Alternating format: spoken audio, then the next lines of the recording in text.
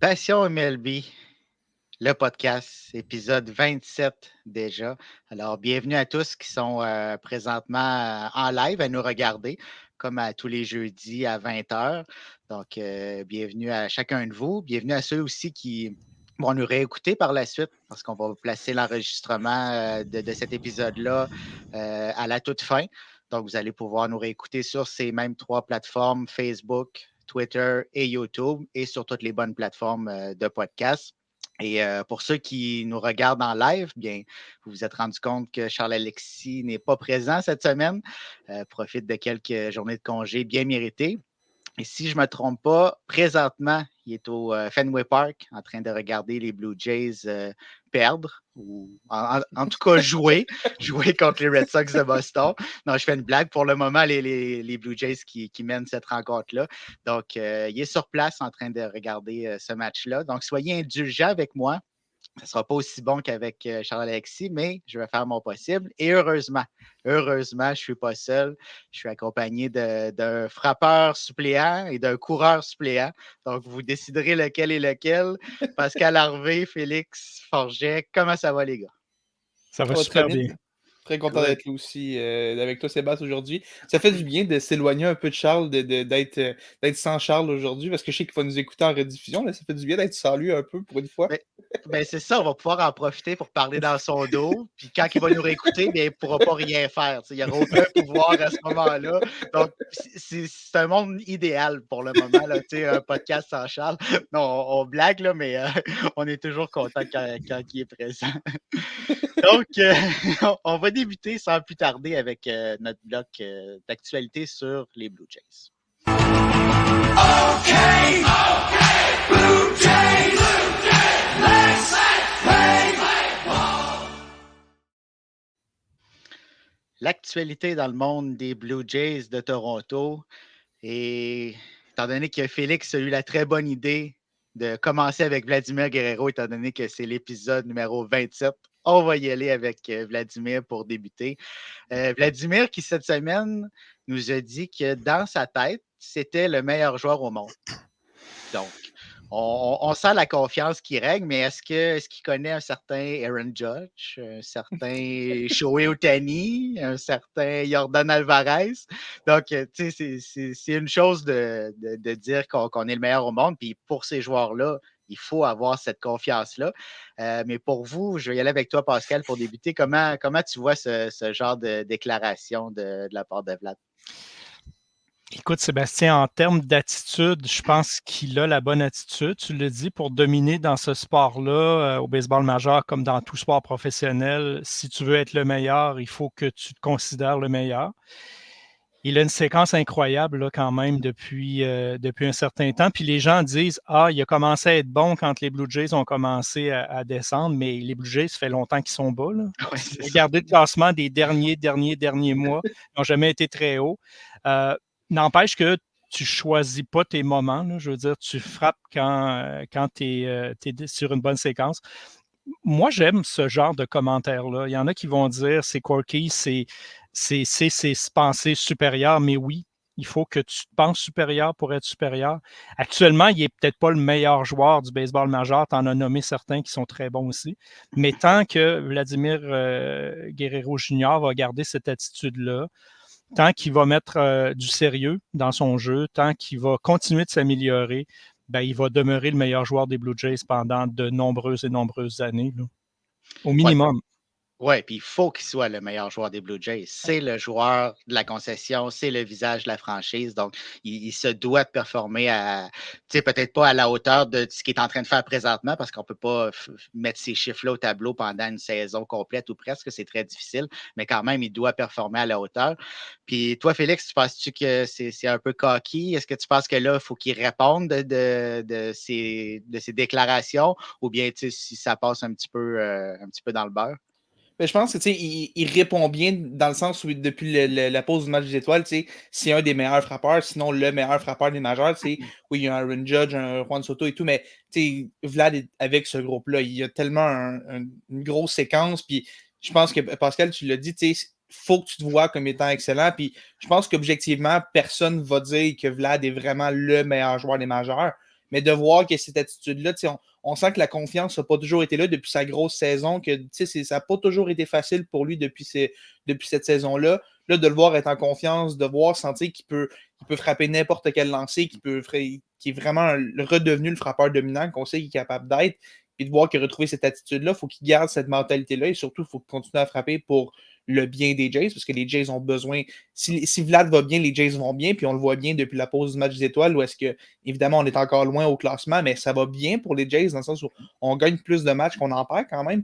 Puis ça prend un Vlad, il faut que Vlad continue à être comme ça. Puis s'il y a cette attitude-là, si cette attitude-là qui lui permet de continuer à frapper comme ça, il faut qu'il garde cette mentalité-là, ça va vraiment l'aider éventuellement à continuer comme ça. Puis un point que j'ajouterais à ça, Félix, quand tu portes le nom de Guerrero, ben, tu arrives avec un héritage, tu arrives avec un nom, tu arrives avec quelqu'un qui est au temple de la renommée, qui est ton père, qui est senior.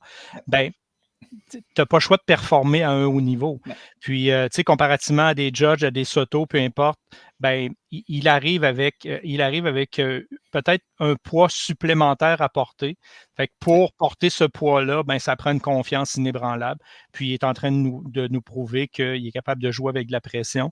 Tu sais, il en a fait des déclarations quand même assez controversées. Exemple, en disant « Je ne jouerai jamais pour les Yankees » ou des choses comme ça. Il ne s'est pas fait d'amis à New York. Là, est-ce qu'il se fait des ennemis? Je pense pas. En disant je suis le meilleur joueur actuellement des majors, il fait juste se mettre de la pression, puis il faut par contre, qu'il performe avec la pression. Oui, c'est ça, exactement. Puis il est capable de performer avec la pression. Il l'a déjà fait par le passé. Donc, tu sais, s'il a pris cette décision-là de faire ce genre de déclaration-là, c'est qu'il sait qu'il va être capable de répondre par la suite. Juste avant qu'on poursuive, on a le papa de Charles-Alexis qui, fidèle à son habitude, est présent. Le papa est là. Oui, le papa est là, ce qui prouve que le papa n'écoute pas nécessairement le podcast pour son fils. Et au moins, on a cette preuve-là. Et parlant du loup, Charles-Alexis, qui je ne sais pas s'il nous entend en direct du Fenway Park, mais à tout de moins, il nous souhaite un bon show, tout comme Jean-Michel Gauthier, qui dit que c'est le meilleur podcast de baseball. Merci beaucoup pour ces bons mots-là. Donc, on va poursuivre avec les Blue Jays. On parlait de Vladimir. Les Blue Jays qui, on le répète depuis plusieurs semaines, veulent gagner l'année prochaine. Donc, il va avoir besoin de Vladimir Guerrero en grande forme. Mais j'aimerais ça revenir sur le tweet de Denis Casavant qui était très intéressant, qui demandait si on était à l'aise avec la formation présente des Blue Jays de Toronto. Il faisait référence aux 2 matchs précédents où c'était le même alignement que les Blue Jays présentaient sur le terrain. Et je vais vous le défiler, cet alignement-là. J'ai fait un petit changement, j'ai ajouté Beau Bichette parce qu'on sait, selon moi, Beau Bichette va être là l'an prochain. Ça me surprendrait beaucoup qu'il soit échangé durant la saison morte. Donc, présentement, on a George Springer qui est dans la droite, qui frappe au premier rang. Ensuite, on pourrait mettre Beau Bichette à l'arrêt-court, Vladimir au premier coussin. Le frappeur de choix, Spencer Horwitz, qui fait après 4e. Addison Barger au 3e but. Le receveur, Alejandro Kirk. Joey Loper-Fido au 7e rang dans la gauche. Dalton Varsho au centre, 8e. Et Will Wagner qui termine cet alignement offensif. Il sera au 2e coussin. Est-ce que si vous étiez des dirigeants des Jays, si vous étiez des fans de Toronto, est-ce que vous seriez à l'aise avec cet alignement-là pour essayer de gagner en 2025? Je vais te laisser y aller, Félix. Écoute, je me souviens, c'est plutôt cette saison, j'étais venu ici, puis on parlait que Dalton Varsho était le 5e frappeur, puis je me souviens d'avoir dit Dalton Varsho est un bon frappeur, tu veux quand même pas que ce soit ton 5e frappeur idéalement. Là, tu me le nommes au 8e rang, j'aime beaucoup mieux la structure de cet alignement-là. Je trouve qu'on a du talent un peu partout, puis c'est quelque chose, je pense, qui a manqué à Toronto, surtout cette année. On a eu des moments où on manquait complètement de punch offensif. Là, j'aime de 1 à 9, je trouve qu'on a de la belle profondeur et tout. La seule chose, par exemple, si on va être compétitif avec cet alignement-là en 2025, on en demande beaucoup aux jeunes joueurs. Ça prend un Spencer Horwitz qui a une grosse saison, Addison Barger qui a une grosse saison, Joey Loper-Fido qui a une bonne saison, Will Wagner qui a une bonne saison. Et ça prend beaucoup, beaucoup de la part des jeunes. C'est pas toujours facile de miser sur les jeunes. Je pense aux Yankees, par exemple, Anthony Volpe qui en a sa 2e saison. On l'a vu début de l'année, il avait l'air d'être un vrai contributeur et tout. Puis là, c'est beaucoup plus difficile pour lui depuis quelques mois maintenant, au point où il a été rétrogradé dans l'alignement. ça peut bien finir si tous ces jeunes-là se développent bien, si tous ces jeunes-là performent dès l'an prochain, mais c'est quand même une grosse commande d'imposer ce poids-là à ces jeunes-là. Peut-être aller chercher 1 ou 2 joueurs autonomes pour compléter cet alignement-là, peut-être mettre moins de poids sur les épaules des jeunes. Ça donnerait quelque chose qui a un petit peu plus d'allure, mais de 1 à 9, il y a du talent. Je nierai pas le fait qu'il y a du talent. Ça va prendre aussi un rebond de la rotation qui n'a pas été aussi bonne qu'elle l'a été l'an passé, mais on voit les bases, on voit pourquoi les Jays veulent être compétitifs l'an prochain. Est-ce que c'est réaliste? Je pense que dans une grosse division, ça pourrait être encore difficile, mais on a le talent quand même à Toronto pour espérer. Puis les jeunes en ce moment démontrent qu'ils sont là. Loper Fido, ça va bien. Wagner, ça va bien. Est-ce qu'on est capable de maintenir ça sur une saison complète, 162 matchs? C'est ce qui reste à voir du côté de Toronto l'an prochain. Oui, ça, c'est pas facile, justement, pour les jeunes. Tu sais, sur une courte période, ils sont capables de performer à la hauteur de leur talent, ils sont capables de jouer dans cette ligue-là, mais de le faire sur 162 matchs dans une division qui va être encore très difficile.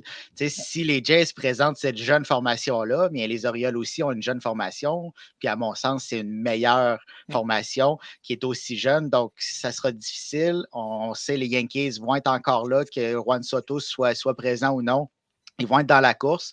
Les Rays, on ne sait pas comment, mais ils sont toujours là. Les Red Sox, on s'en vient tranquillement. Donc, ça ne sera pas facile avec cet alignement-là. Et Jean-Michel qui nous dit Kirk, pour moi, ce n'est pas suffisant. Pascal, je ne sais pas ce que tu en penses. Moi, je suis d'accord. Je ne pense pas que Kirk doit être le receveur numéro 1 d'une formation qui aspire à gagner. On avait fondé beaucoup d'espoir en Kirk en échangeant quand même notre receveur d'espoir, notre receveur d'avenir, mais il est capable de bonnes séquences en attaque. Il y a des gens qui disent qu'il dirige bien les lanceurs, puis au contraire, il y en a d'autres qui disent qu'il pourrait mieux les diriger. Non, effectivement, c'est peut-être pas suffisant. Moi, je vais y aller peut-être en complétant la question de base. Si cet alignement-là, si les Blue Jays avec cet alignement-là jouent dans la division centrale ou dans la division ouest, il n'y en a pas de problème.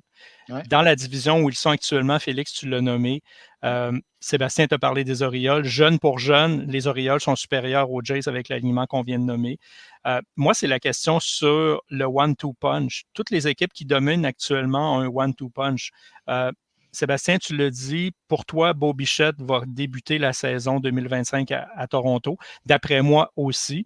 Mais si Bo Bichette ne connaît pas un bon début de saison, si Bo Bichette ne joue pas à la hauteur du talent qu'il possède, ben, peu importe la qualité des jeunes joueurs, tu n'auras pas ton one-two punch. Ce n'est pas avec Josh Springer que tu peux l'obtenir. Ce n'est pas avec les autres noms dans l'immédiat qu'on peut l'obtenir. Donc, si on commence la saison 2025 avec cet alignement-là, Vlad Guerrero Jr. va se sentir bien seul. Puis ça va mettre encore une fois beaucoup de pression sur les lanceurs partants qui vont se devoir de dominer match après match parce que ce ne sera pas une attaque, selon moi, qui va marquer beaucoup de points. Ceci étant dit, l'avantage du faible classement des Jays actuellement, c'est que les joueurs qu'on a nommés là, de 5 en descendant, le camp d'entraînement pour eux, il est commencé dès maintenant. Ils vont pouvoir s'acclimater au baseball majeur. C'est des jeunes qui viennent quand même des mineurs, puis ils vont avoir le temps de prendre l'expérience. Fait que déjà, en début 2025, ils vont avoir de l'expérience du baseball majeur derrière la cravate.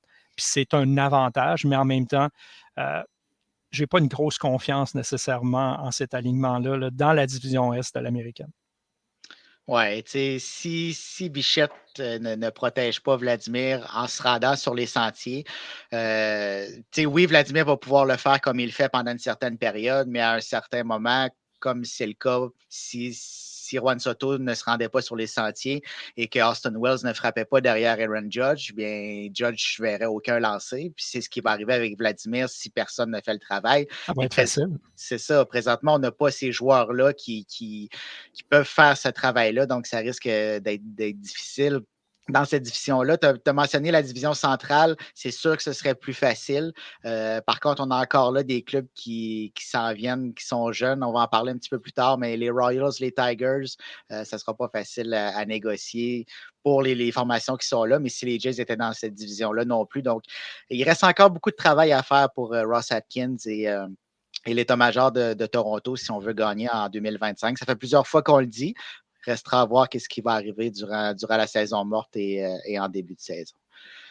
Maintenant, la dernière semaine des Blue Jays, il s'est passé plusieurs choses un petit peu spéciales, rocambolesques dans cette semaine-là.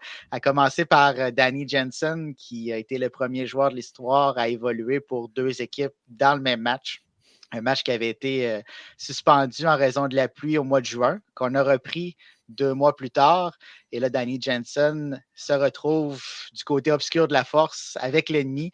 Était au bâton, justement, quand la rencontre avait été arrêtée.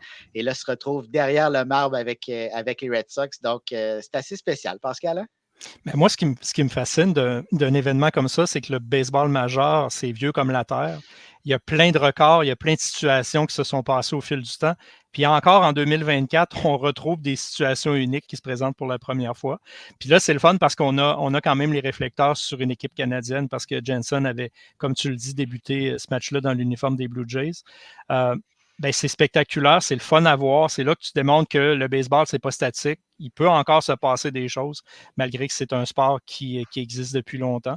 Puis, on n'est pas au bout de nos surprises parce qu'il va s'en passer d'autres, des choses comme ça. Là. Il arrive tellement de choses dans le monde du baseball. On réussit jamais à aller au bout. Il sort quelque chose de spécial. George Springer, dans cette journée-là, qui a frappé son 7e et son 19e circuit de la saison. Il y a des jeunes joueurs qui avaient déjà joué, mais que c'était leur premier match officiel dans le baseball majeur. Donc, tu sais, premier roulant, première présence au bâton, premier coup sûr. Donc, c'est totalement absurde. Puis ça nous amène à se demander, est-ce que c'est la bonne chose de cette façon de comptabiliser les statistiques? Est-ce qu'on devrait mettre toutes les statistiques dans la première journée, dans la deuxième journée? Je ne sais pas ce que tu en penses, Félix. Écoute, c'est sûr que ça doit être le cauchemar des statisticiens qui doivent se dire « Oh mon Dieu, on a finalement réussi à régler ce match-là, il faut retourner pour tout changer après, il faut changer des semaines et des semaines de résultats puis tout. » Puis, mais tu sais, je pense que ça fait des situations, tu sais, je pense que tout le monde comprend que veut pas, tu sais, tout le monde comprend que c'était pas vraiment le premier match de Will Wagner qui jouait, par exemple. Tu sais, tout le monde est capable de faire la part des choses. Je pense que c'est plus un truc qui est comique plus qu'autre chose. Ça fait de la job pour les statisticiens, par exemple. Peut-être qu'eux autres aimeraient ça changer pour régler ça. Puis, mais en même temps, c'est drôle, tu peux te dire que ces gars-là ont eu 2 premiers matchs dans les majeurs, comme en fait leur début de 2 fois. Puis, je pense que c'est des petits moments dans l'histoire que ces gars-là vont trouver drôle. Puis que pour moi, c'est plus humoristique. Ben, humoristique, peut-être pas. Plus un fait cocasse qu'autre chose. Puis je pense pas qu'il faut nécessairement changer ça. Je pense que ça fait partie de la beauté du sport, entre guillemets, qui est ces moments-là un peu étranges. Puis je pense à la saga de Danny Jansen, par exemple, que ça a fait jaser pendant des semaines et des semaines. Même Alex Cora qui a dit, tu sais quoi, j'ai envie d'écrire l'histoire. Go, Danny, tu vas aller être le receveur de l'équipe pour ce match-là. Ouais. Je trouve ça le fun. Puis surtout au mois d'août, est-ce qu'il y a des matchs des fois qui servent à rien? La saison des Jays est terminée. Même celle des Red Sox, ça commence à piquer du nez un peu. Tu te dis qu'au moins ça donne des petits moments le fun à suivre pour ces équipes-là. Pour moi, c'est pas du tout un problème. Je pense qu'il faut garder ça comme ça. Puis au pire, ça nous fera des belles histoires à suivre au mois d'août quand il n'y a plus grand-chose qui se passe pour plusieurs équipes de la MLB. Puis ça ne peut pas se passer dans beaucoup de sports, à part le baseball, non. Parce que dans d'autres sports, remis par la pluie, c'est assez rare. Hein? On s'entend là-dessus. Là. Un match de hockey, ça prend une méchante catastrophe. Au football, c'est la même affaire. Au soccer, c'est la même affaire. Au basket, c'est la même affaire. C'est qu'il y a juste au baseball que ça peut arriver. Puis Félix, tu parles de statistiques. S'il y a un sport qui est axé sur les statistiques, c'est bien le baseball. À peine. Légèrement. Mais, tu sais, oui, c'est le seul sport, mais ça a pris toutes ces années-là avant que ce phénomène rarissime arrive. Donc, tu sais, c'est vraiment... c'est un événement qu'on ne verra probablement pas de sitôt. Il y avait eu, il y a plusieurs années, Joel Youngblood qui avait joué un match avec les Expos, un match avec les Mets, je crois, la même journée. Dans la même journée, Dans la même journée, là, il avait fait le déplacement. C'était déjà inusité pour l'époque. Ben, là, on est passé à un autre niveau. Oui, c'est ça. Mais tu sais, au moins, ça l'a fait parler, ça a attiré l'attention sur le baseball, puis on va s'en rappeler dans plusieurs années de cette journée-là. Donc, tu sais, je ne vois pas vraiment de négatif dans cette situation-là.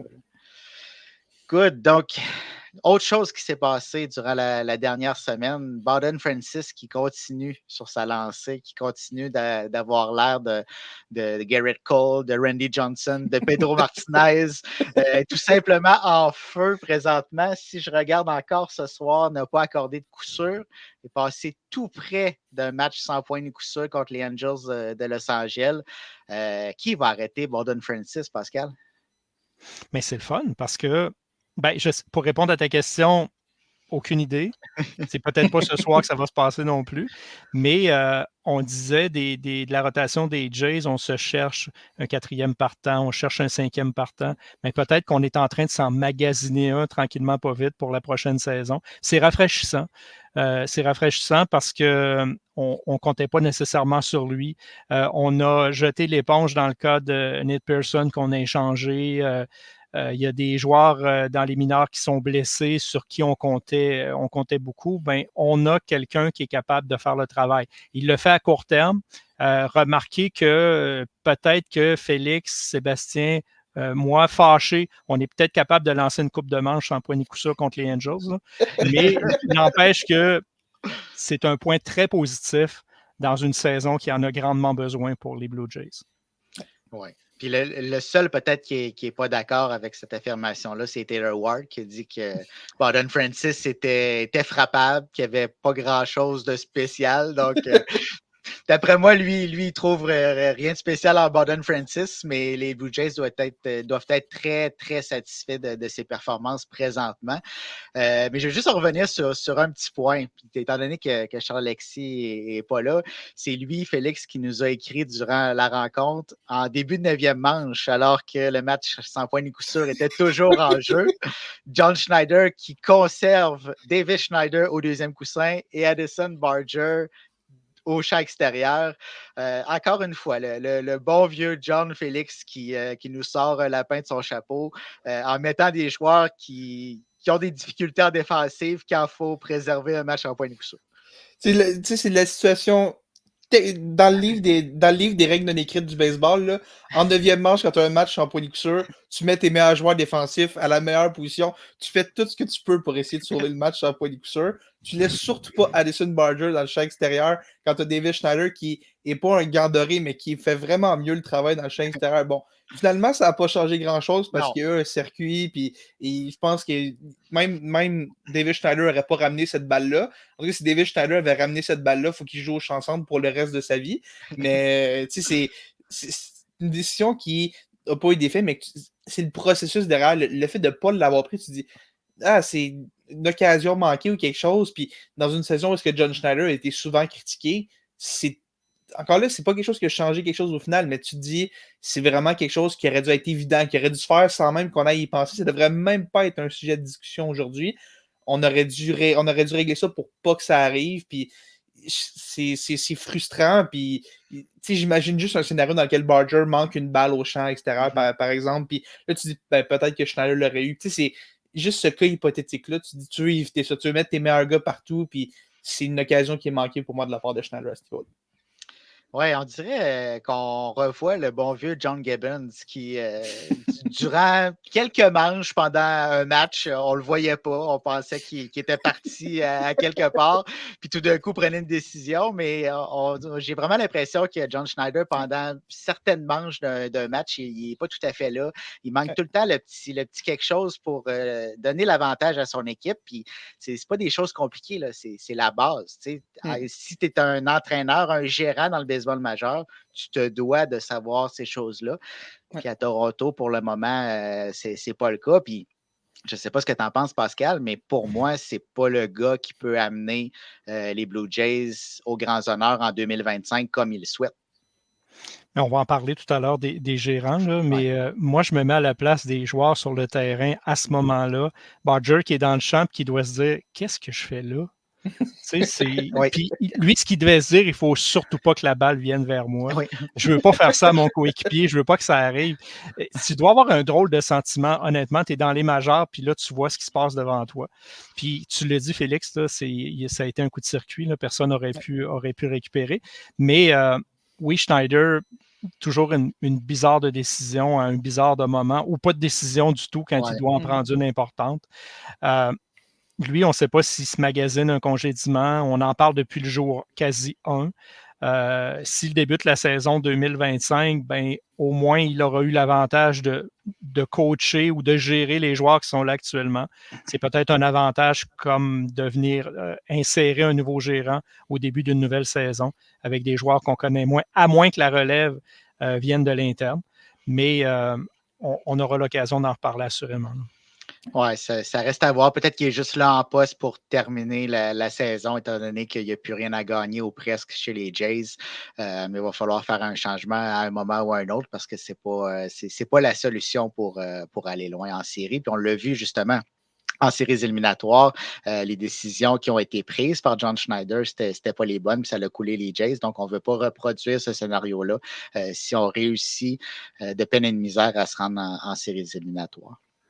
Dernier petit point, les gars, avant qu'on termine le bloc sur les Blue Jays. Ernie Clement, je veux revenir sur son circuit, sur une balle à la hauteur des yeux qui a catapulté loin, mais loin. C'est spectaculaire. Le résultat est excellent. Mais Félix, j'ai pas l'impression que les entraîneurs sont satisfaits. D'après moi, il devait se dire que c'était le fun pour Vlad Junior parce que son père était revenu dans l'alignement. Parce qu'il y a pas mal juste Vlad Senior qui peut frapper des balles comme ça. J'en reviens pas. Juste d'avoir fait contact avec cette balle-là, c'est incroyable. D'avoir frappé un circuit avec ça, c'est vraiment juste incroyable. Tu sais, ça, c'est le genre de choses que tu dis, le processus est épouvantable, mais le résultat est bon. Fait que, est-ce que tu dis bravo au gars pour avoir tapé un circuit pour ça, tu sais? Ça, John Schneider a dû avoir de la misère à se dire, qu'est-ce que je vais faire avec ça? J'ai dit bravo, ça a marché, mais c'était vraiment épouvantable comme décision. Mais tant mieux pour lui, ça a fait réagir, puis avec raison, parce que je pense que c'est le troisième lancé le plus haut qui a été frappé pour un circuit depuis 20 ans ou quelque chose comme ça. Ça était vraiment haute la balle. C'est incroyable. Sérieux, t'es pas supposé être capable de frapper une balle aussi haut que ça.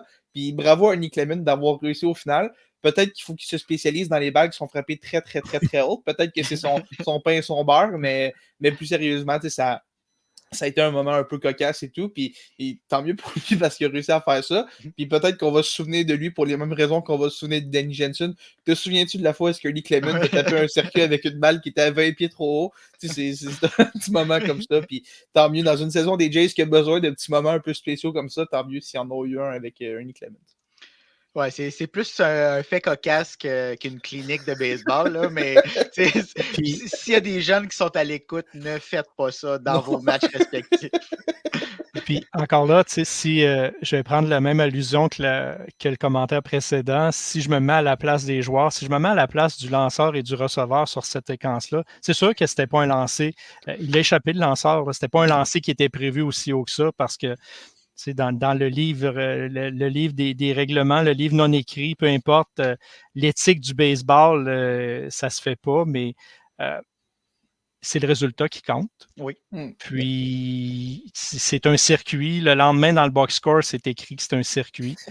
Puis, c'est le résultat. Mais c'est sûr que encore là, ça va passer dans la catégorie des faits cocasses. Ça se passe pour les Blue Jays. Fait que parlez-en en mal, parlez-en en bien, mais parlez-en. Oui. J'imagine que le receveur et le lanceur se sont dit, mets un lancer tellement haut, c'est sûr qu'il va le prendre, on veut une balle de toute façon. Puis quand ils ont vu la balle sortir, ils ont fait sérieusement, on ne peut pas possiblement prévoir. Impossible. Non, impossible. Sinon, il la frappait par-dessus la tête comme ça. Puis on s'entend qu'il ne le refera plus jamais de sa carrière. C'était la seule et unique fois que ça allait arriver. Mais je ne sais pas, parlant de circuit, parlant de puissance, peu importe, hier, Shohei Ohtani, son circuit, il a juste frappé purement juste avec ses bras. Ouais. Si vous voyez la séquence de son circuit d'hier, je ne sais pas comment il fait, ce gars-là, pour frapper des balles aux chansantes aussi loin que ça, uniquement avec ses bras. Giancarlo Stanton en a fait une carrière. C'est vrai. Oui. C'est vrai. Ils n'ont pas tout à fait la même shape, par contre. Ouais. Mais Pascal te dit, je ne sais pas comment ce gars-là fait pour, mais je te dirais, je ne sais pas comment ce robot-là fait. Ouais. Parce que Shohei Ohtani, c'est pas un gars, c'est pas un humain. Non. C'est pas légal, là. Non. Non. Effectivement. Donc, les gars, juste pour bien terminer ce bloc sur les Jays, on a un commentaire de Mario pour revenir sur John Schneider qui tombe sur l'écran de veille pendant un match. Ça résume pas mal la carrière de John Schneider comme gérant jusqu'à maintenant. Donc, après notre bloc sur les Jays, on va y aller avec l'actualité ailleurs dans le baseball majeur.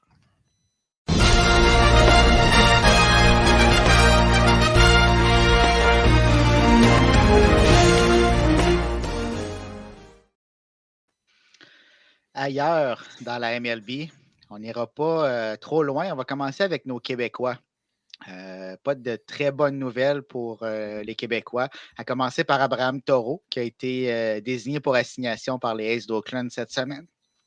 Ce n'était pas nécessairement une surprise. Ça n'allait pas très bien pour Taureau, qui frappait pour une moyenne de 150 dernièrement. Avait connu un bon début de saison, mais un peu avant sa blessure, puis surtout au retour de sa blessure, c'était vraiment pas facile pour Taureau. Donc, je ne sais pas ce que tu en penses, Pascal, mais quand on se fait rétrograder, quand on se fait DFA par les Aces d'Oakland, c'est pas de très bon augure pour la suite des choses. Personne ne devrait subir ce sort-là à Oakland. Puis, c'est dommage pour Abraham Taureau qui avait quand même gagné ses galons pour faire partie de cet alignement-là, avait vécu un très bon camp d'entraînement. Ça ne sera pas facile pour les Québécois de coller dans le baseball majeur, là, d'après ce qu'on peut voir, ce qui s'est passé aussi, ce qui se passe avec Édouard Julien. On va avoir l'occasion d'en reparler. Charles Leblanc qui a été rappelé très, très, très brièvement, puis il joue de façon très régulière et il est quand même régulier là, dans ses prestances là, au niveau 3A. Mais c'est dommage pour Abraham Taureau. Qu'est-ce qui va se passer avec lui? C'est difficile de le prévoir. Il n'a pas été réclamé, prend la direction de Las Vegas. Les mauvaises langues vont dire qu'il va se rendre à Las Vegas avant que les A's y arrivent, là, en passant par Sacramento. Mais c'est vraiment dommage. C'est vraiment dommage parce qu'il ne mérite pas ce qui lui arrive. Puis c'est vrai qu'il y avait eu une baisse de régime, mais à Oakland, qui ne connaît pas de baisse de régime actuellement, là. Non, c'est ça, surtout dans le contexte actuel. Oui, les Aces, présentement, jouent un petit peu au-dessus de leur tête. Ça va quand même assez bien. Mais si on prend chaque joueur individuellement, mais chacun d'eux va connaître une mauvaise période durant une saison qui est difficile, qui est vouée à l'échec, qui a un déménagement qui s'en vient. C'est vraiment pas un contexte facile. Mais Félix, est-ce que tu penses que c'est la blessure vraiment qui a fait qu'Abraham Taureau a eu cette baisse de régime-là? Est-ce que tu le vois revenir ou bien est-ce que c'est le chant du cygne pour le Québécois? La blessure, c'est pas impossible, surtout pour ces joueurs-là qui sont plus sur la limite entre les majeurs et le 3. Des fois, tu es un peu blessé, mais tu te dis, je vais essayer de pousser quand même, essayer de garder ma place, puis essayer de me prouver quand même, puis éventuellement, tu finis par presque plus te nuer qu'autre chose parce que tes performances diminuent et tout. Puis j'espère vraiment qu'on va voir Abraham Taureau dans les majeurs éventuellement. Je pense qu'il est quand même dans un environnement où il a démontré en début de saison au moins qu'il est capable de connaître du succès. Puis j'espère qu'on va avoir la chance de le revoir. Cette année, je pense que ça va être assez difficile. Je pense qu'on ne le verra probablement pas. Peut-être que l'an prochain, on va le voir au camp. Peut-être qu'il va être capable de forcer la main de son équipe. Puis, moi, je vais toujours espérer qu'il y ait le plus de Québécois possible dans les majeurs parce que j'adore ça, voir des joueurs d'ici à être là. Abraham Taureau, ça fait plusieurs années, on le voyait comme un ancien gros espoir des Astros. S'est promené un peu finalement. J'espère qu'il va avoir une autre opportunité, mais c'est vrai que le temps commence à défiler un peu pour lui. Il lui reste peut-être moins de chances qu'il en avait, puis je pense que peut-être que 2025 pourrait être sa dernière chance, et j'espère vraiment qu'il va la saisir pour faire quelque chose de bien, puis prouver qu'il mérite de rester dans les majeurs à temps plein. Ça va être difficile, par exemple, mais je souhaite quand même d'être en mesure de le faire. Oui, exact. Faut qu'il ait au moins une autre chance de se faire Exact. valoir. Là. On le sait, ce qu'il est capable de faire. Lui-même le sait. Probablement que les Aces aussi le savent. Mais ça prend cette autre chance-là. Si on passe de Taureau à Julien, Édouard Julien, qui lui aussi, ça ne va pas très bien cette saison. La semaine dernière, avait eu un match de 5 coups sûrs. On se demandait, est-ce que c'est le réveil finalement d'Édouard Julien? Est-ce qu'on va voir l'Édouard Julien de l'an dernier? Ce n'est pas le cas, malheureusement. Et là, au Minnesota, Royce Lewis commence à prendre des roulants au deuxième but. Donc, on veut garder le bâton de Lewis dans l'alignement. Est-ce qu'on est en train, Félix, d'essayer de trouver des solutions pour remplacer Édouard Julien? Ça se peut. Je pense que les Twins sont surtout en mode 2024 en ce moment, dans le sens où on pousse pour les séries. Puis en ce moment, c'est Royce Lewis qui nous donne la meilleure chance de gagner parce que tu l'as dit, Édouard Julien, ça n'a pas été une saison facile.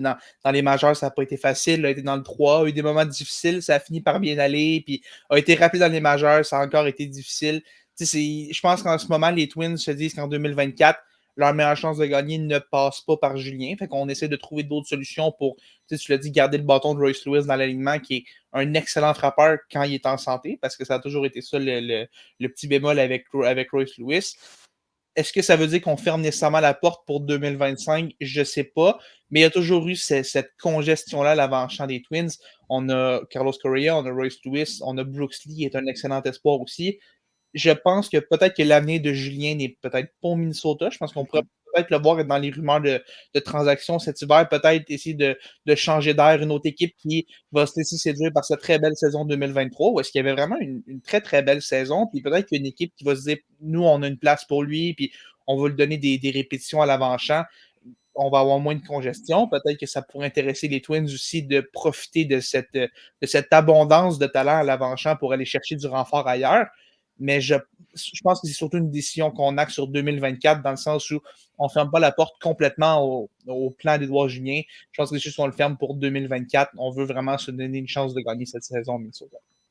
Oui, puis les Twins sont en plein cœur d'une course aux séries. Ça ne va pas bien présentement. On est encore dans le portrait des séries, mais là, on est en train de glisser. Il y a des formations qui remontent au classement. Donc, oui, il faut penser au moment présent. Puis, présentement, bien, Julien n'est pas la solution. Puis, on a un commentaire d'Olivier qui dit que peut-être que Julien va servir de monnaie d'échange pour les Twins. Je ne sais pas, est-ce que Pascal, tu vois un avenir encore au Minnesota pour Julien ou s'il doit être échangé vraiment pour pouvoir éclore ailleurs? Bien, je me souviens d'avoir écrit quelques articles en début de saison, dont un article, entre autres, où on disait que Julien a le potentiel peut-être pour être un champion frappeur. Ça, c'est un élément. Puis un autre article qui disait que peut-être que l'avenir de Julien va être ailleurs qu'au Minnesota. Fait que ce qui se passe actuellement, c'est peut-être pas le fruit du hasard. Peut-être que les Twins, sans dire ont lancé la serviette sur Édouard Julien, ben, tu le dis, Félix, ils sont dans une course aux séries, évidemment, là, avec les Guardians et les Royals, donc ne peuvent pas se permettre d'avoir des points d'interrogation dans leur alignement. Ils veulent garder le bâton de Lewis dans l'alignement de frappeur. Puis oui, peut-être qu'Édouard Julien servira de monnaie d'échange. Puis malheureusement pour lui, peu importe, il va se retrouver en début 2025, il va devoir encore faire ses preuves au camp d'entraînement, va devoir encore prouver qu'il a le potentiel pour jouer dans les majeurs. Puis sans dire qu'il va repartir à zéro, ben, je pense qu'il va devoir reconstruire ses bases et surtout, il va falloir qu'il reconstruise sa confiance. Oui, exactement. Puis, on a un commentaire que j'apprécie quand même particulièrement d'Olivier qui nous dit qu'il a l'impression que Julien serait un bon remplaçant de Gleyber Torres avec les Yankees. Je vais répondre qu'il y a beaucoup de joueurs dans la Ligue qui seraient un bon remplaçant pour Gleyber Torres avec les Yankees. On verra la suite des choses l'an prochain. Gleyber Torres qui devient joueur autonome au terme de la saison. Il y a de fortes chances qu'il se retrouve ailleurs qu'à New York, mais ça restera à voir. Si on reste dans la même division, la division centrale. On parlait des Twins, mais présentement, les équipes de l'heure, les Royals de Kansas City, les Tigers de Détroit, qui ont deux jeunes formations qui performent à plein régime présentement. Les Tigers sont tout simplement en feu. On ne les voyait pas dans le portrait, étaient sortis de la course aux séries, maintenant sont rendus très près en raison des contre-performances des Twins, mais surtout en raison de leur propre bonne performance. On a gagné 13 de nos 16 derniers matchs. Pascal, est-ce que c'est de cette façon-là qu'on doit construire un club de baseball si on prend les Royals, les Tigers en exemple? Ben moi, je pense que oui. Je pense qu'on peut ajouter les Orioles dans le lot en matière de comment construire une équipe gagnante. Il y a la façon des Dodgers, il y a la façon des Royals, des Tigers. Moi, j'apprécie beaucoup plus cette méthode-là de bâtir petit à petit une concession, de faire grandir les jeunes ensemble, d'avoir une culture gagnante dans le vestiaire, d'aller chercher des gérants qui, sans dire, sont très, très, très expérimentés, arrivent quand même avec un certain bagage et arrivent avec une philosophie. Ils sont beaux à voir, les Royals. On parlait d'un one-two punch. Witt, Pasquantino, actuellement, c'est quand même pas mauvais. À Détroit, l'attaque est peut-être plus répartie sur plusieurs épaules, mais tu as un lanceur qui s'appelle Derek Skubal qui est assez dominant, merci.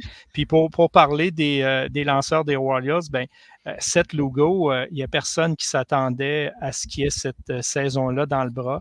Puis c'est avec des joueurs qui surprennent et avec des joueurs qui commencent à s'établir comme étant des joueurs vedettes comme Bobby Witt Jr. qu'on arrive à construire des équipes gagnantes. Il ne faut pas oublier que 2015, c'est quand même assez loin. C'est pas si loin que ça. Les Warriors étaient au sommet là aussi. Là. Oui, ça a pris du temps, mais on l'a fait de la bonne façon, dans le sens qu'on a attendu que ces jeunes-là arrivent à maturité ou presque, dans le sens qu'ils soient au moins sur une lancée. Et là, on a ajouté des pièces à ce casse-tête-là. Les Royals ont ajouté plus de joueurs autonomes que n'importe quelle autre équipe durant la saison morte. Mais ça n'a pas paru. Non, exactement. Mais on a appuyé sur les bons boutons. On a amené, comme tu l'as mentionné, Pascal, un Seth Lugo qui, on ne sait pas trop comment il fait ça cette année, mais il est presque intouchable. Puis on l'ajoute à cette jeune formation-là qui est en pleine progression, qui vient stabiliser tout ça. Félix, je pense qu'il y a des équipes qui pourraient apprendre de cette façon de faire-là. Moi, au début de l'année, je me souviens quand on faisait l'épisode avec Emilio, Pop et qu'on était avec Charles, j'avais beaucoup parlé des Royals comme une équipe que j'aimais dans le sens où j'aimais ce qu'on avait fait. On avait fait pas des grosses transactions, des grosses acquisitions, mais on avait déchiré quelques petites pièces. J'avais même pas pensé à Seth Lugo à ce moment-là, qui, tu l'as dit, gagnera pas le Cy Young, mais qui va peut-être aller chercher quelques petits votes dans le processus quand même. Tu sais, tu regardes ça, puis ça va vraiment bien pour les Royals parce qu'on a, tu l'as dit, appuyé sur les bons boutons, puis on a été chercher les bons joueurs pour épauler le noyau qu'on a. Puis je pense aussi qu'il faut donner, tu sais, quand Adley Rutschman est arrivé, on a vu les Orioles qui sont montés parce qu'Adley Rutschman est arrivé avec comme une confiance, une aura un peu qui donnait de la confiance au reste de son équipe. Voir Bobby Witt Jr. devenir une super vedette cette année a probablement donné cette même confiance-là aux Royals. Je pense à un gars comme Salvador Perez, par exemple, qui, depuis des années, était le capitaine de cette équipe-là, était comme le seul capitaine à bord de ce navire-là. Et là, tu as Bobby Witt qui arrive, qui vient ajouter un peu de sang neuf à cette équipe-là. Et Salvador Perez n'a plus la pression d'avoir toute cette équipe-là sur ses épaules. Ça libère le reste de l'équipe aussi de savoir que tu as cette super vedette-là qui est en train de connaître une saison complètement historique. On n'en parle pas assez parce qu'Aaron Judge en connaît peut-être une encore plus historique, mais Bobby Witt a une saison exceptionnelle aussi. Tu sais, tu regardes ça, puis peut-être que de voir ce gars-là exploser, devenir la vedette qu'on connaît aujourd'hui, ça aide probablement le reste de l'équipe qui. Tous les projecteurs sont sur 8, fait que le reste de l'équipe a moins de pression. Puis les Royals avaient le statut de sous-estimé cette année. Personne ne les voyait nécessairement en série. Et là, on arrive avec rien à perdre, avec un jeune joueur vedette, puis avec des acquisitions qui performent mieux qu'on pensait. C'est la recette parfaite pour que cette équipe-là soit de la course aux séries. Et peut-être, qui sait, pourrait même surprendre en série si on finit par s'y rendre. C'est pas une équipe que tu veux affronter, les Royals. Et personne ne pensait dire ça au début de l'année, mais c'est une équipe vraiment qui est solide, qui est bien bâtie, puis je pense qu'une équipe qui mérite du respect et qui est à prendre au sérieux dans ces séries-là s'ils finissent par s'y rendre évidemment. Félix, tu parles de Salvador Perez. J'ai eu l'occasion de jaser avec Charles Alexis du cas des Royals, puis je parlais de Bobby Witt, qui est le moteur de l'équipe, puis il me disait, oui, il ne faut pas oublier que Salvador Perez est le cœur de l'équipe. Fait que tu sais, tu as un moteur, tu as un cœur, puis après ça, tu greffes toutes les autres pièces pour faire un tout, là, un amalgame, puis c'est vraiment le fun de les voir aller cette année. Puis je pense que cette équipe-là est bâtie pour performer encore bien là, pour les prochaines années. Oui, surtout que la Ligue américaine est ouverte. Là. Oui, on a les Yankees, les Orioles, les Astros, mais c'est toutes des formations qui sont battables à un moment ou à un autre. Puis les Royals sont capables d'accomplir ça. Puis on dirait que c'est un peu la passation des pouvoirs entre Perez et Witt. Donc, on est en train de faire une transition là, qui est quasi parfaite à Kansas City. Donc, c'est vraiment... j'ai l'impression que ça va être un modèle à copier. Puis les Tigers aussi ont un beau modèle qui est en train de prendre forme. sont un petit peu derrière dans cette reconstruction-là, mais ils ne sont pas très loin. Avec un AJ Hinch comme gérant, on sait qu'il peut amener son club à un autre niveau et il va le faire avec les Tigers dans les prochaines années. Donc, on va avoir une belle lutte là, dans la centrale, une division que souvent on qualifie de faible. Mais là, peut-être que ça va devenir, je ne dirais pas une puissance dans le baseball majeur, mais ça va être beaucoup plus excitant à suivre dans les prochaines années. Attendez que les White Sox se réveillent. Ça va être encore plus excitant. On me dit qu'on vise 2037 chez les White Sox. Va falloir attendre un petit peu. Les gars, on va se diriger dans l'Est de l'Américaine parce qu'il faut parler des Yankees. Cette semaine, Jeff Passan qui nous disait qu'il y a de fortes chances que Garrett Cole se sorte de son contrat au terme de la présente campagne. Garrett Cole qui revient d'une blessure, n'a pas nécessairement l'étoffe qu'il avait par le passé, surtout l'an dernier, alors qu'il a remporté le trophée Cy Young, mais qui demeure un excellent lanceur dans le baseball majeur. Les Yankees ont quand même une carte dans leur manche, Félix, si jamais Garrett Cole prenait cette décision-là. Et dans le fond, si Garrett Cole décide de sortir de son contrat, les Yankees peuvent carrément lui dire non, je ne penserais pas. En échange, on donne une 10e année à 36 millions de dollars par année et 36 millions de dollars et tu restes avec nous. C'est pour ça que pour moi, je comprends pourquoi Garrett Cole le ferait. Puis je pense qu'il va le faire aussi, mais pas dans le but de devenir joueur autonome. Je pense qu'il va le faire dans le but de forcer la main des Yankees d'aller ajouter cette 10e année-là. Parce que oui, ça n'a pas été facile à son retour de blessure, mais depuis quelques départs, on revoit le Garrett Cole qu'on connaissait. Il est redevenu le lanceur très dominant qu'on connaît. Peut-être pas redevenu le lanceur de type Cy Young encore, mais ça s'approche tranquillement pas vite. Puis tu le vois, il commence à retrouver sa confiance. Puis pour un gars qui n'a pas eu de camp d'entraînement, c'est normal, ça lui prenne peut-être un petit peu plus de temps. Mais là, on commence à le revoir et tout. Il va peut-être profiter de cette belle fin de saison-là, surtout s'il peut connaître de belles séries, en assumant que les Yankees s'y rendent, ce qui devrait être pas mal dans la poche. En tout cas, s'il s'y rendent pas, peut-être que là, il va avoir des grosses décisions à prendre à New York. Mais je suis assez confiant que ça va être, honnêtement, ça va presque une non-histoire pour moi. Je pense que Cole va sortir de son contrat, puis les Yankees vont faire, il apprend ta 10e année, c'est correct, tu le mérites, tu nous as rendu des fiers services. Si Garrett Cole avait connu des premières années difficiles, peut-être que là, les Yankees songeraient à le laisser partir. Mais je pense que tu sais ce que tu as en Garrett Cole. Tu as un lanceur qui, à son meilleur, est possiblement le meilleur partant du sport, ou du moins un des 3 ou des 5 meilleurs partants du sport.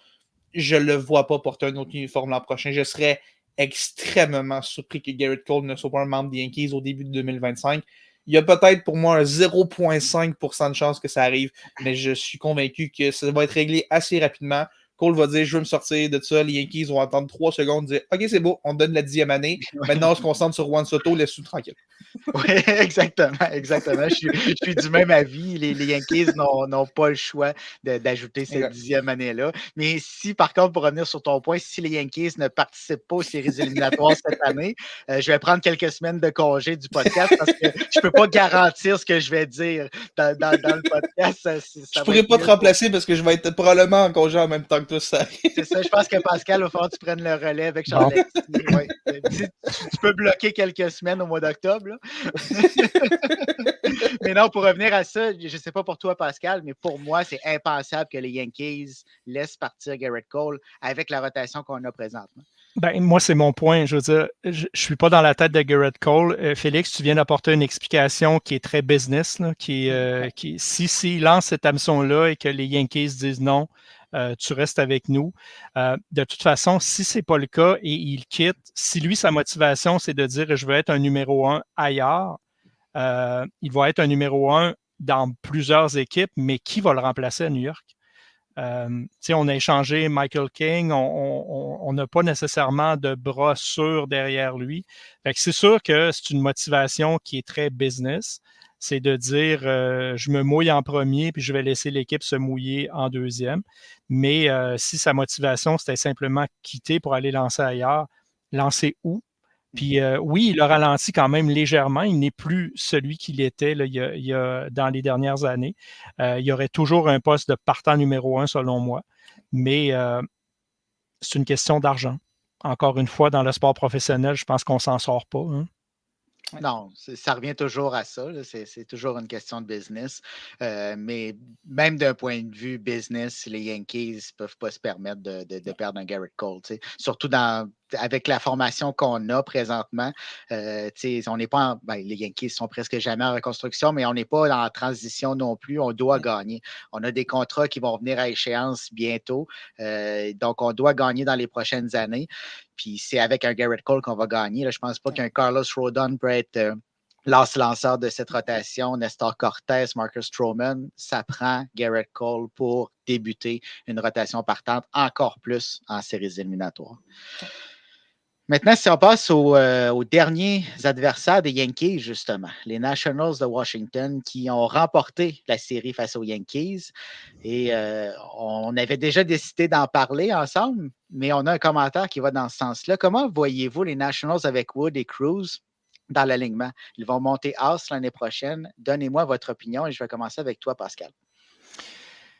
On parlait des Royals, on parlait des Tigers, on a parlé des Orioles. Tu sais, les Nationals ne deviendront pas les Orioles l'an prochain ni dans 2 ans, mais souvenez-vous où étaient les Orioles il y a quelques années. Ils étaient dans la cave dans l'Est de l'Américaine. On montait à grands coups de choix au repêchage, puis ce n'était pas des petits choix au repêchage. Je pense que les Nationals commencent à ressembler un petit peu aux Orioles.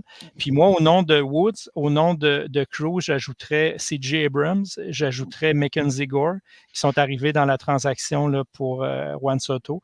Donc, on a du bon matériel pour les prochaines années. Maintenant, comment on va habiller, comment on va construire autour de ces jeunes-là, ça, c'est une autre paire de manches. Il reste encore énormément de travail à faire, mais il y a des équipes dans l'Est de la Nationale qui vont en payer le prix. Les Marlins sont déjà loin derrière les Nationals au moment où on se parle.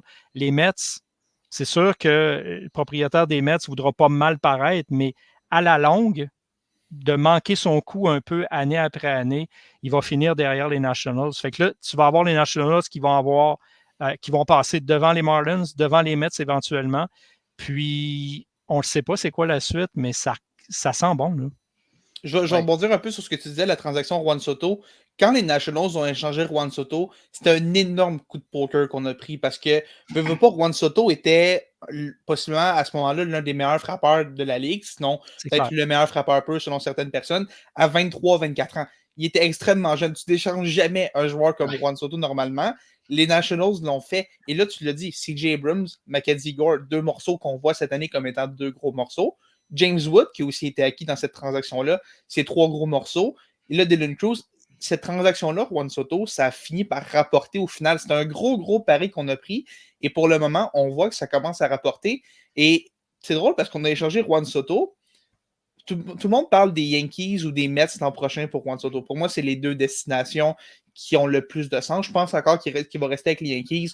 Je pense qu'on ne le laissera pas partir. Je pense que les Mets vont être très agressifs.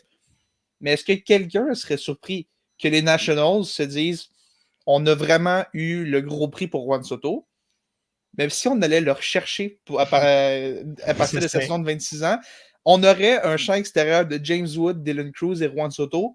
Je ne sais pas qui a déjà eu un champ extérieur aussi dominant que ça, mais les 3 positions seraient assez monstrueuses. Puis c'est assez improbable. Je pense encore que c'est peu probable que Juan Soto finisse avec les Nationals, mais je pense qu'au moins on va. C'est sûr qu'il y a une rumeur qui va partir là-dessus pendant la saison morte. Il y a quelqu'un qui va en parler, puis je pense qu'on va faire une offre. On va être relativement compétitif. Je pense qu'on n'aura peut-être pas les moyens financiers des 2 équipes à New York, mais on va être dans le dossier. Puis peut-être qu'on va jouer sur l'aspect nostalgie de oh, Juan, gars, t'es parti, on a réussi à construire quelque chose. Reviens à la maison. Regarde comment les fans t'ont aimé quand tu es venu jouer avec les Yankees cette semaine. Reviens un peu. On a quelque chose de bien. T'es le dernier morceau qui nous manque. Je pense que les Nationals vont être compétitifs dans ce dossier-là. Mais tu parles d'un coup de poker réussi pour le moment, puis la possibilité peut-être de retourner chercher Juan Soto, mais Juan Soto était seul à Washington à ce moment-là. Donc, on s'est dit, est-ce qu'on prend 10 ans pour construire autour de Juan Soto ou on prend la chance d'aller chercher plusieurs morceaux pour construire la maison? Ben, pour le moment, ça réussit, mais de retourner chercher Juan Soto, écoute, on aurait un film à scénariser, puis je pense qu'on ne pourrait pas trouver mieux, là. le beurre et l'argent du beurre qu'on aurait eu pour Juan Soto. Voilà, tout à fait. Ça serait incroyable. Puis cette transaction-là, tu l'as mentionné, Félix, on est allé sur la qualité et non pas la quantité. Il y a trop de formations du baseball majeur qui, quand vient le temps d'échanger leurs vedettes, ils vont chercher 5, 6 prospects qu'on connaît un peu, mais à peine. C'est des suspects plus que des prospects. Puis on se retrouve quelques années plus tard et il n'y en a aucun qui sont dans le baseball majeur. On a perdu ce joueur-là, élite, jeune, pour absolument rien. Mais les Nationals, ça n'a pas été le cas. On est allé chercher des prospects qui étaient dans le haut du système de filiales.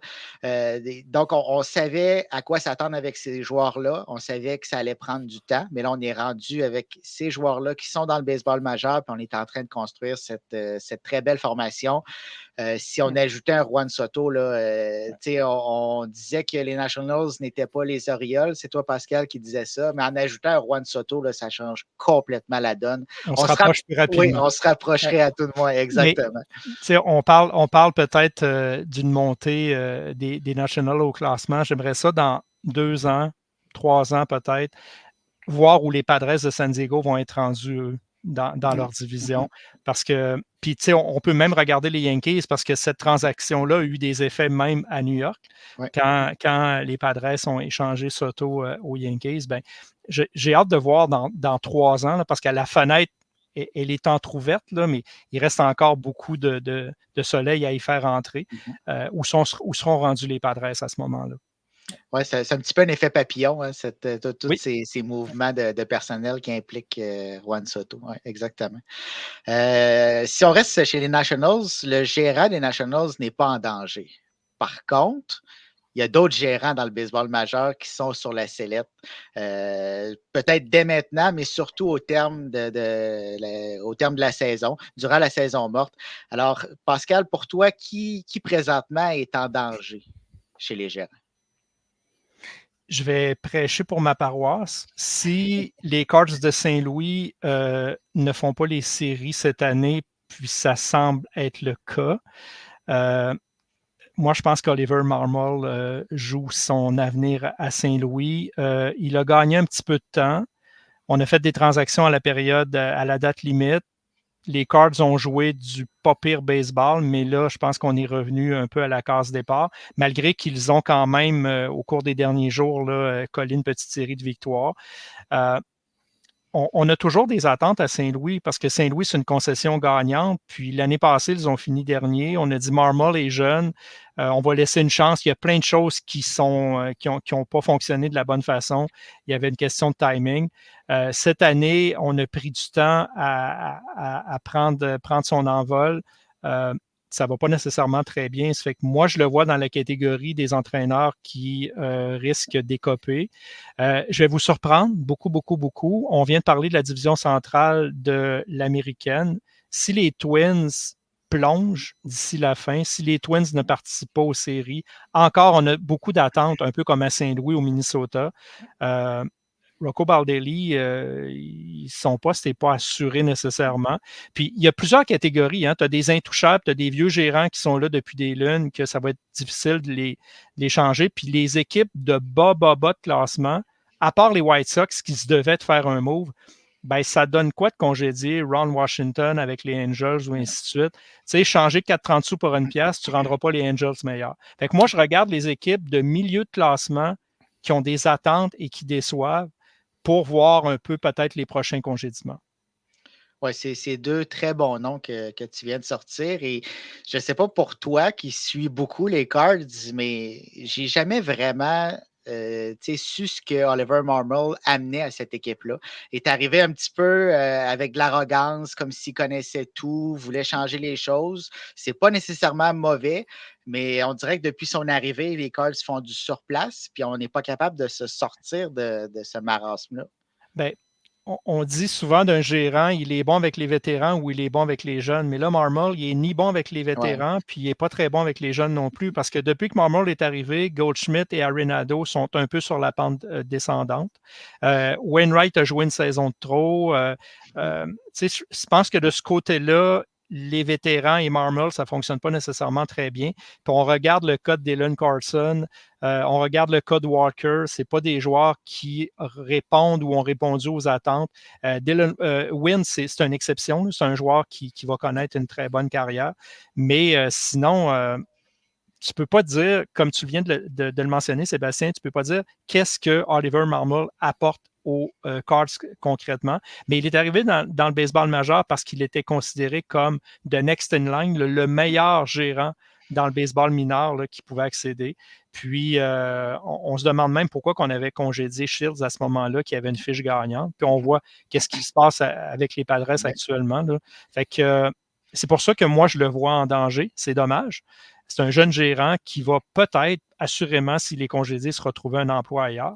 Puis qui deviendrait le prochain gérant des Cards? Ben, c'est un inconnu pour le moment. Là. Est-ce que le nom d'Yadier Molina va être dans cette discussion? Évidemment, malgré qu'il n'a pas d'expérience nécessairement pour le poste, mais Yadier Molina, lui, saurait quoi dire aux vétérans et serait capable de tirer le meilleur des plus jeunes. Ouais. Je pense aussi. Ouais. Exactement. Puis toi, Félix, j'ai une petite idée où tu risques d'aller, mais qui tu vois comme gérant qui est en train de jouer son poste un peu? Là? Moi, j'en ai 4 en ce moment en tête. J'ai John Schneider, évidemment. Je pense qu'on en a déjà parlé. Évidemment, va probablement jouer son poste. Peut-être que c'est déjà déterminé qu'il va être congédié au terme de la saison. Je change un peu le message. Je pense qu'à Pittsburgh, la deuxième moitié de saison, Derek Shelton, peut-être qu'on va commencer à parler de son poste peut-être un peu en danger. Tu sais, je pense qu'il y a relativement surpassé les faibles attentes qu'on avait pour les Pirates, mais la dégringolade de fin de saison, peut-être juste changer le message un peu, puis avec le nouveau groupe qui arrive, peut-être qu'on va vouloir une nouvelle voie là-dedans. Je pense que c'est peut-être un nom à surveiller. Je pense que si les Yankees ne se rendent pas jusqu'au bout, on va entendre parler d'Aaron Boone comme à chaque saison morte. Peut-être qu'éventuellement, on va se dire qu'il faudrait peut-être changer quelque chose. La saison régulière va plutôt bien pour les Yankees, malgré le mois et demi où l'équipe avait oublié comment jouer, tu sais. Mais si, mettons, on subit une élimination assez désastreuse en série, je pense que là, peut-être qu'on va commencer à penser à changer Aaron Boone, qui, il y a quelques années, réalisait que le reste de la MLB avait rattrapé les Yankees, même si ça faisait au moins 10 ans que le reste de la MLB avait rattrapé les Yankees. Et un autre nom qui peut-être va vous surprendre, les Dodgers, on a tellement investi dans cette équipe-là cette année. Je pense que c'est série mondiale ou rien. Puis Dave Roberts, ça fait longtemps qu'il est là. Puis à part 2020, qui était une année un peu spéciale, n'a pas gagné la série mondiale avec des équipes talentueuses année après année après année. Je pense que Dave Roberts est un meilleur gérant qu'on pense.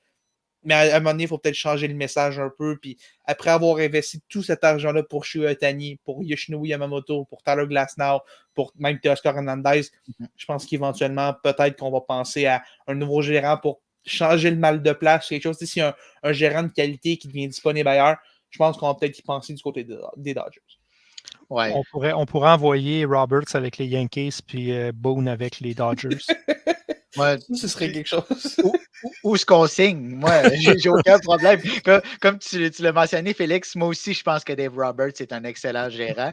Peut-être qu'il n'est pas à la bonne place. Il y a beaucoup de pression due au fait que, justement, il y a eu des contre-performances en séries éliminatoires.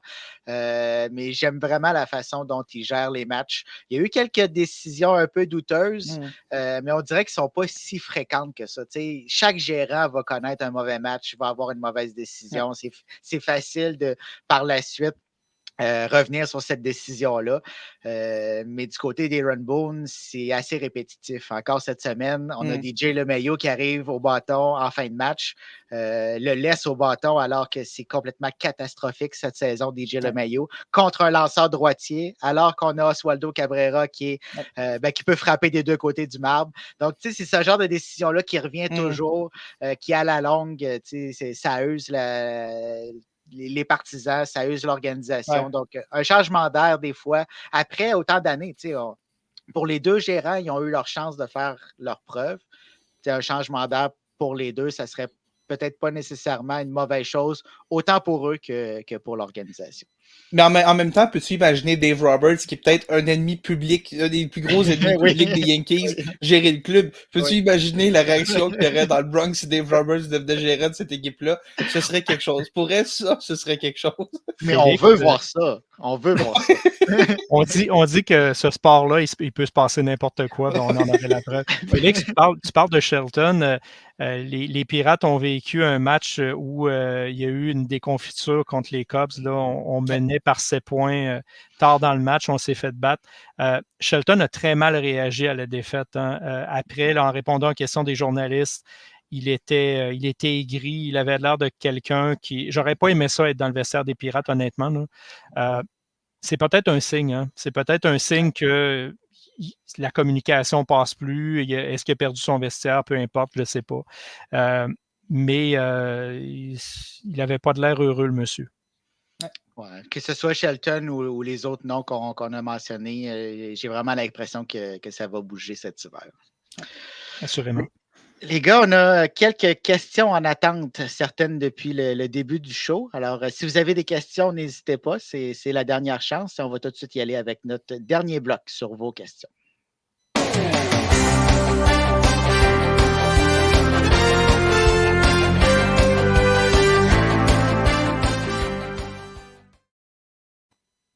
T'aimes toujours notre thème, Félix? Incroyable, je me tente jamais de l'entendre.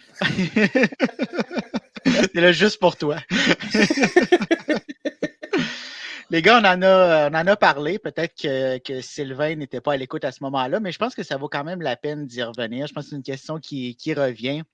Est-ce qu'Abraham Toro a toujours un avenir dans le baseball majeur, malgré qu'il n'était pas réclamé au balotage? Puis, premièrement, il n'a pas été réclamé. Donc, il se retrouve dans les mineurs. Présentement, il ne se retrouvera pas ailleurs. Mais est-ce que, Félix, tu penses qu'il va pouvoir remonter dans le baseball majeur? J'y souhaite. Je pense que ça va être assez difficile de le faire, par exemple, parce que dans le sport professionnel, c'est une business assez cruelle. Tu n'as pas 1000 chances non plus de prouver ta place.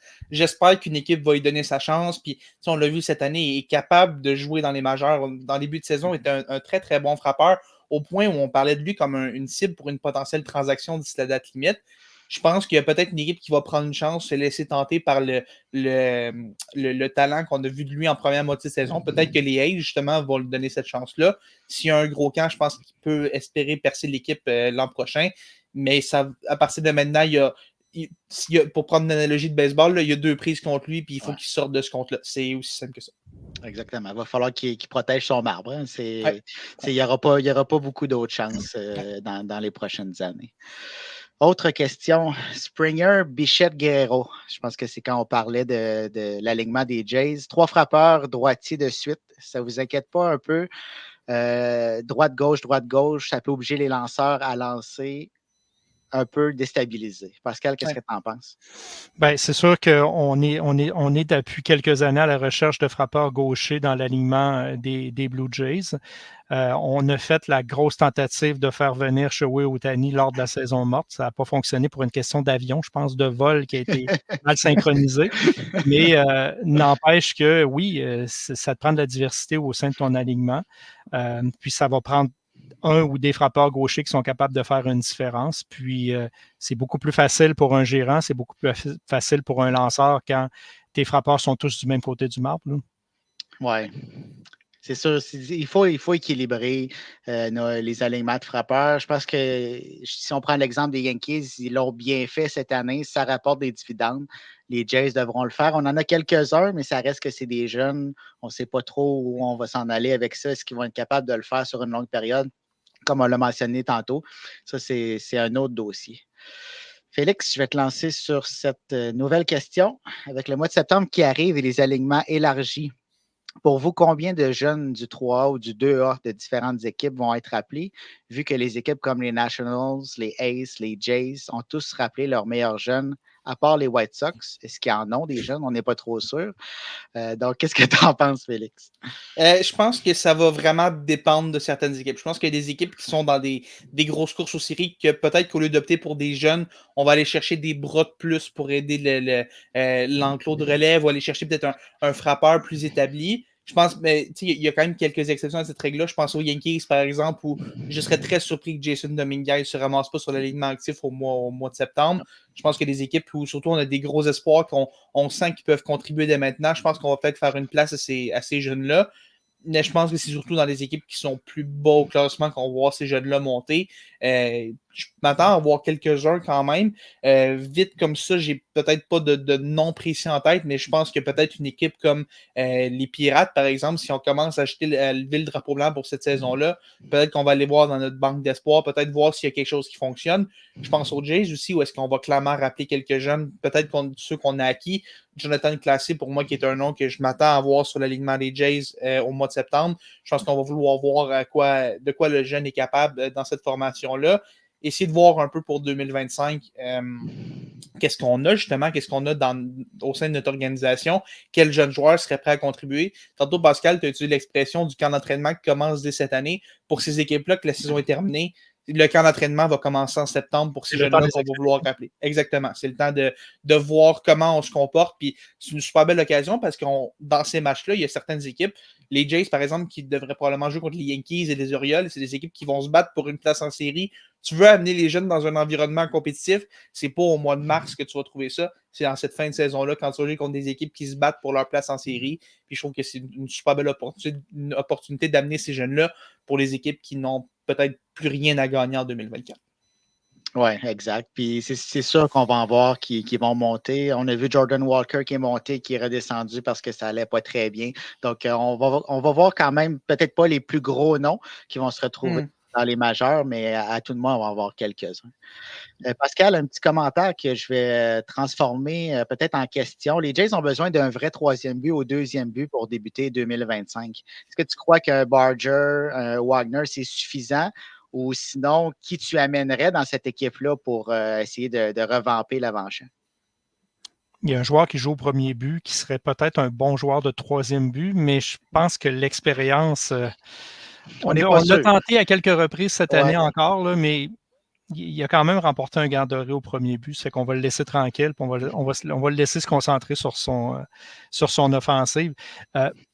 Moi, je lance quand même une perche. Si Bo Bichette débute la saison à Toronto, s'il a un bon début de saison, que les Jays performent bien, on risque de le garder plus longtemps. Si Bo Bichette débute la saison à Toronto, que les Jays ont un mauvais début de saison, j'ai comme l'impression qu'on va commencer à le magasiner. Qui on va vouloir obtenir contre Bo Bichette? Les Blue Jays, on le sait, adorent aller chercher des lanceurs. Est-ce qu'on va vouloir ajouter un lanceur à la rotation en échange de Bo Bichette ou on va servir de la valeur de Bo Bichette pour justement combler des trous en défensif comme le troisième but et le deuxième but. Mais des joueurs de troisième but, des joueurs de deuxième but, ça ne pousse pas dans un champ de blé d'Inde. Il faut que tu les cultives, il faut que tu les trouves au bon moment. Surtout un joueur de deuxième but, je dirais. Donc, moi, ma façon de combler ces deux postes-là, c'est possiblement en échangeant Bo Bichette. Peut-être qu'il y a des gens qui ne seront pas contents, ne seront pas heureux de ce que je viens de dire, mais ce serait une des possibilités. Sinon, ben, il faut regarder du côté des joueurs autonomes. Puis encore là, ben, ça ne pleut pas. Là.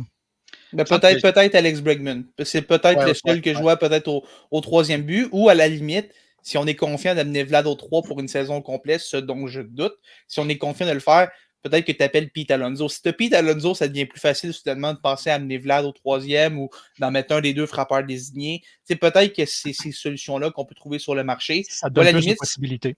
Exact. Puis si on cherche un excellent joueur de deuxième but, Sébastien peut probablement défendre sa candidature. Je pense que Gleyber Torres devient joueur autonome cet hiver. Peut-être que Sébastien serait très heureux de le voir débarquer à Toronto. Il est vraiment temps qu'on finisse ce podcast-là. Hein? Non, j'ai pas je le verrais dans l'uniforme des Jays, mais pour le bien de l'organisation de Toronto, je leur souhaite pas nécessairement. Il y a un joueur qui est dans les rumeurs de transaction depuis une éternité, il me semble, c'est Jonathan India.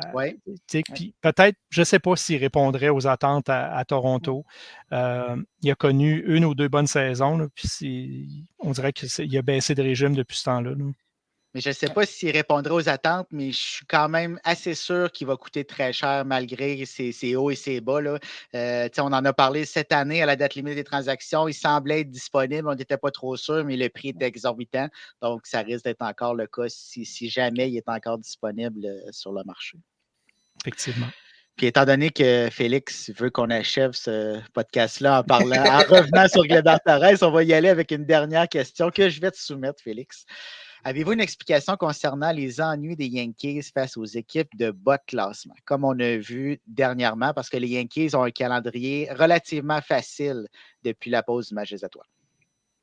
C'est assez particulier. C'est vrai que c'est bizarre. Dans le sport professionnel, il y a toujours ces équipes-là qui ont l'air qui battent les grosses équipes, mais qui perdent contre les mauvaises équipes.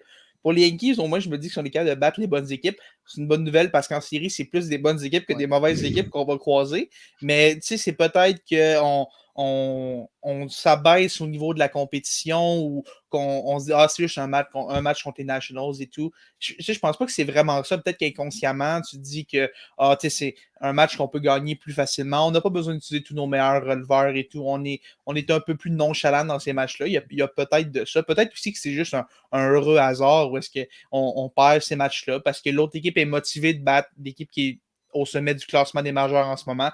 Tu sais, des fois, ce rôle-là d'être le favori, c'est vraiment pas facile non plus. Puis il y a peut-être de ça aussi. Pour moi, ça ne m'inquiète pas que les Yankees battent juste les bonnes équipes, perdent contre les mauvaises équipes.